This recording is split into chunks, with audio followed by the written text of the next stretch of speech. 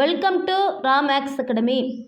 இரு எண்களின் கூடுதல் 22, அவற்றின் வர்க்கங்களின் கூடுதல் 404 எனில் அந்த இரு எண்களின் பெருக்கற்பலன் என்னன்னு கேட்டிருக்கு. Option A 44, option B 46, option C 42, option D 40. So இரு எண்களின் பெருக்கற்பலன் கேட்டிருக்கு. ஸோ அந்த ரெண்டு எண்களை நம்ம ஏபின்னு எடுத்துக்கிட போகிறோம்.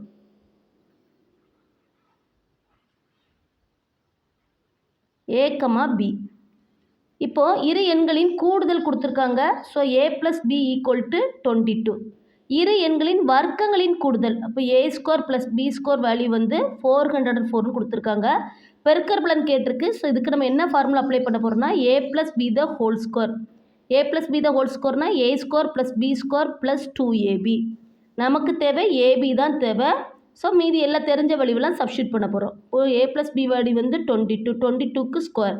ஏ ஸ்கொயர் ப்ளஸ் பி ஸ்கொயர் வந்து 404. ஏபி தெரியாது, அது அப்படி இருக்கட்டும். 22 ஸ்கொயர் பண்ணோம்னா 484.